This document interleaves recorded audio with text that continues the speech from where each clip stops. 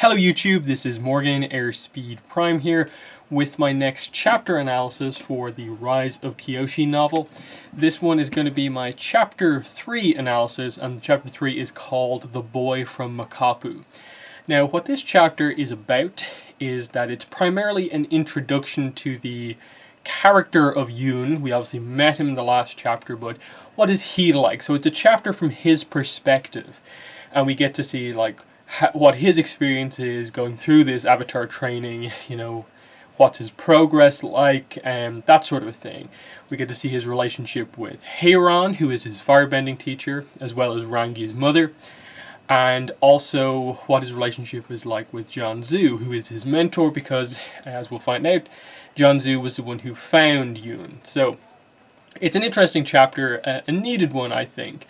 And we learn some interesting stuff here. I wouldn't say it's the most eventful chapter, but there's some good stuff that happens here. So, I suppose the main thing is that in the immediate aftermath of chapter 2, he comes down from the top of the roof back into his training, and he's met right there with Hiron, who sort of scolds him a bit for kind of going off from his training. And this is where we get introduced to the fact that Hiron is Rangi's mother.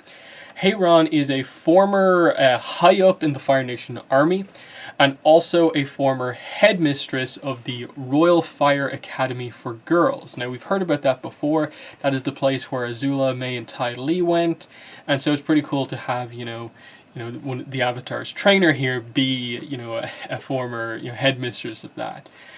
We learn from Janzu later on as he talks to Yoon about Hiron that she's given up so much for the Avatar. She gave up her position in the army to train Kuruk, and then she gave up her position as the headmistress to help train Yoon, and that's why, she has a lot she's put a lot on the line, to help the Avatar, and that's why she's so, devoted to helping him.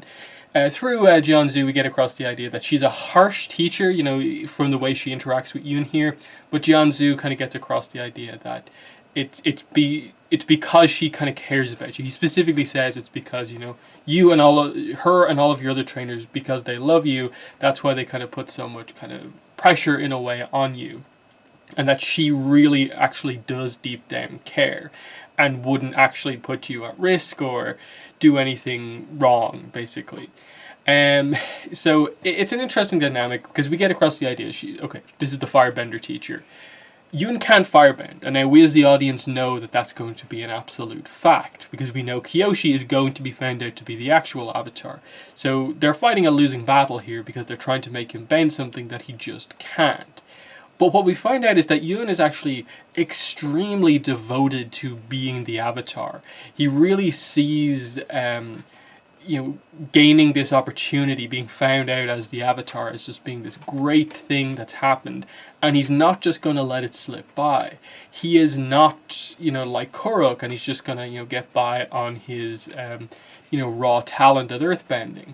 They get across the idea that he actually has some similarities to Kuruk, but when you get his sort of inner dialogue, basically, about being scolded by Hiron, he gets across the idea that he isn't someone who takes it easily. He treats this serious because he wants to, in a way, pay back Janzu and all his teachers for everything they've done for him, giving him this kind of opportunity and putting so much into training him to be the Avatar. He really, really wants to be that Avatar. So you get that drive from him that I think works really well, that, he obviously is charismatic.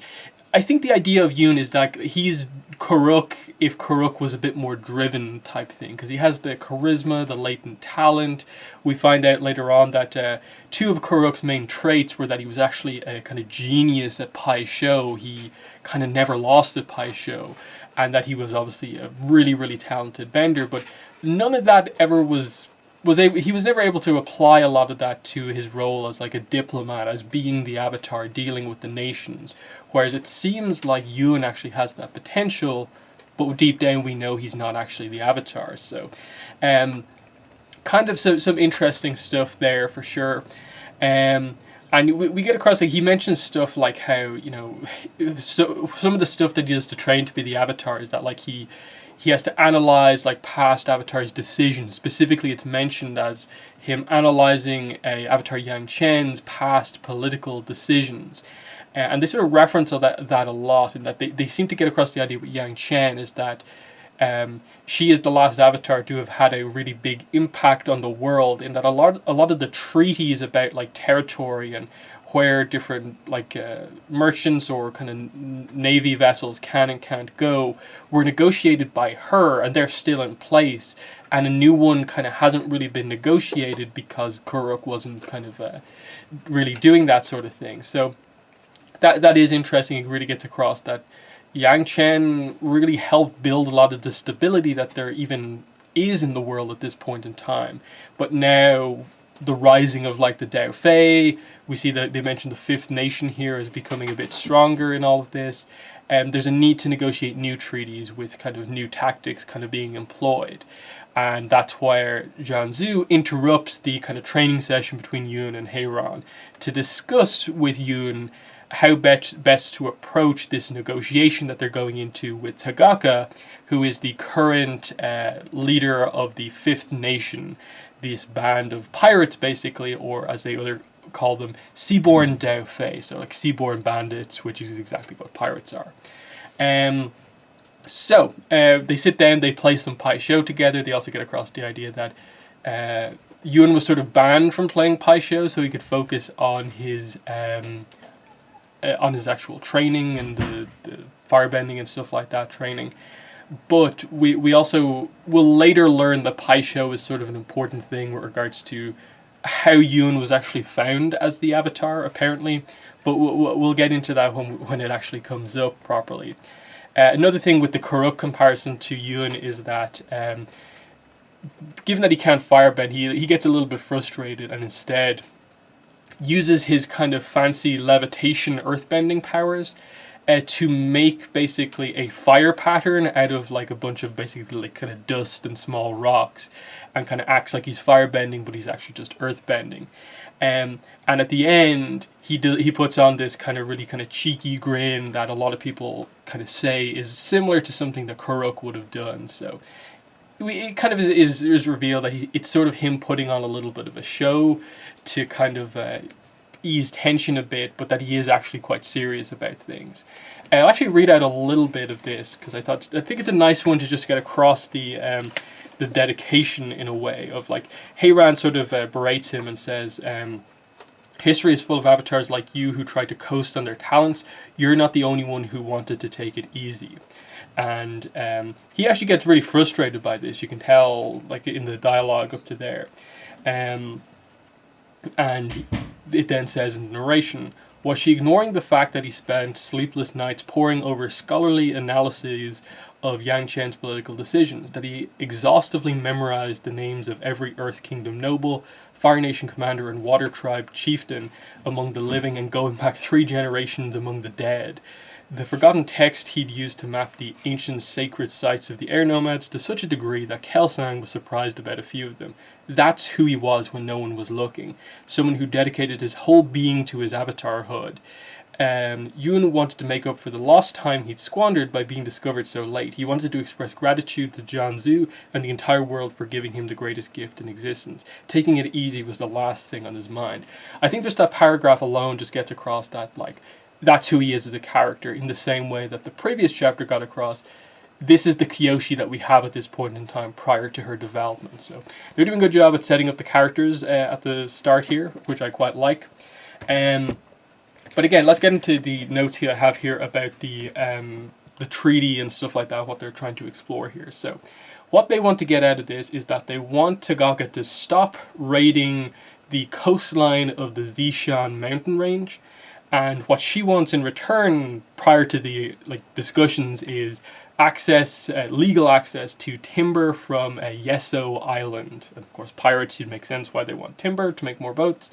And it's at this point we get across the idea that Yoon he's not just been trained in this Avatar mansion or anything like that. He has actually gone on lots of kind of diplomatic trips to meet the important people around the nations and really get a cultured view of the entire world. as you'd expect of an avatar. He's done that traveling with Kelsang and Jianzhu.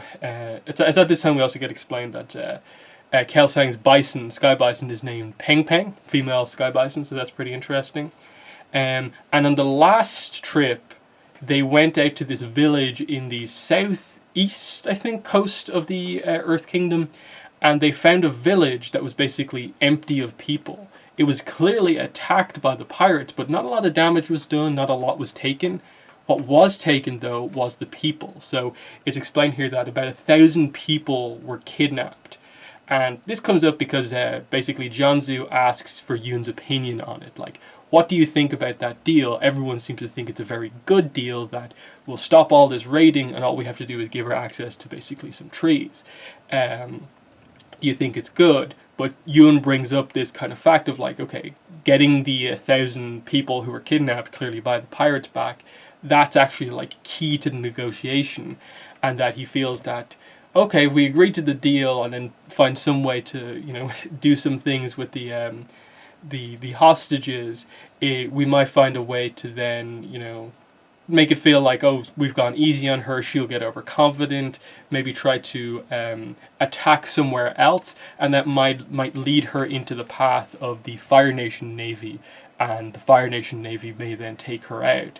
And Jianzhu sort of praises Yoon for this analysis, in that it's not the most diplomatic way, it's sort of a more sneaky tactical way of like manipulating the nations and kind of the deals to get what he wants out of the situation, which is ultimately it'd probably be better off if the Fifth Nation wasn't around. So she gets herself and her fleet kind of taken out by the Fire Nation military. That's a good thing, and maybe the way to negotiate the deal might make it so that they force her raiding into the path of the Fire Nation and stuff like that. So, you know, that's an interesting one. And it's also, it gives us a slight insight into like Jianzhu appreciating that sort of sneaky tactic so much, gives us an insight into maybe a little bit of more of what he's actually like, but still interesting.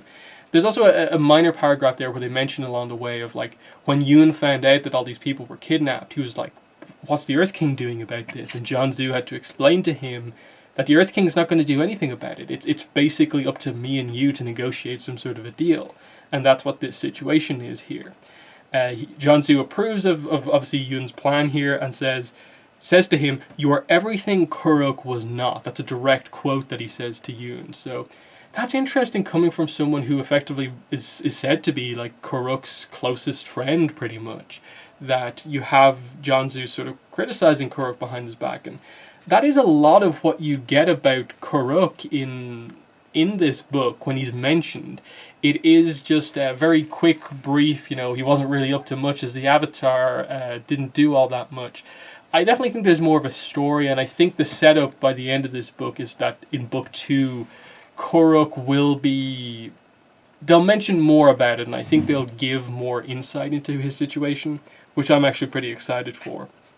So, then when they go back to the training, Jianzhu basically is like, okay, we sort of need to accelerate your training. It would really, really help us out if we're going into this negotiation and you had access to some firebending, because the one other part of the agreement that Tagaka wants is that it take place on a location of her choosing, and she wants the negotiation to take place on an iceberg. So no earth, basically. So he wants Yoon to be able to fight and defend himself, and the most obvious way is firebending, where he doesn't need to draw an element from the environment. So, to make this happen, basically the idea is that Jianzhu begins to resort to sort of more drastic measures to force, in a way, firebending out of him. So he's like, you have an amazing connection to Earth. I think that might be getting in the way of your connection to the other elements. So to force fire out of you, we're going to sort of sever that Earth connection to draw out another connection. So what he does is basically like, okay, you've been firebending with shoes on. Take off your shoes. He then Jianzhu uses his own earth bending to basically make these sort of pyramidal spikes in the ground, just to make the ground hard to walk on and more or less lower his sensitivity to the earth. And basically then says, okay, now perform all your firebending drills on this spiky ground. And Hiron is kind of like, she's been harsh in a way in the training up to now, is kind of like, that's a bit much.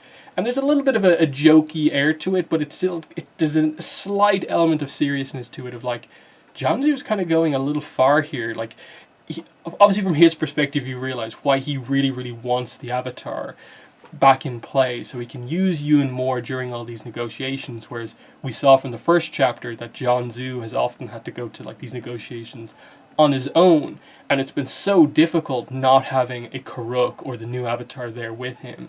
And the idea is that there's been a little bit more success in the time since they've had Yoon, but he needs Yoon to be more of the Avatar that they'd expect, and that involves having multiple elements and so on.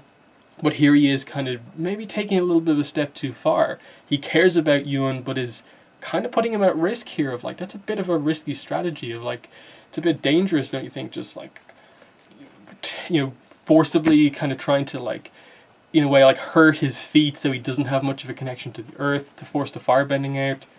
That's a bit much. Yoon goes ahead with it because he trusts Jianzu. Now, they don't really come back to this much. It's just meant to present the idea that Jianzu is performing actions like this, and that he's maybe not as good and noble as we suspect, but still, an interesting chapter, definitely. Introduction of Hiron, who we'll learn more about as the book progresses, but definitely just getting across Yoon's devotion to being the Avatar, and I suppose for him, when the reveal comes out, it's not just going to be, oh, Kyoshi's the Avatar, great. For him, it's going to be this pretty, you know, disappointing thing of like, this thing that changed his life now isn't actually the case. How will he be affected by the truth coming out is like the big setup, I suppose, basically. But yeah, good chapter. In the comments, let me know what your thoughts were on this one. But that's been the video. Thanks for watching, and bye.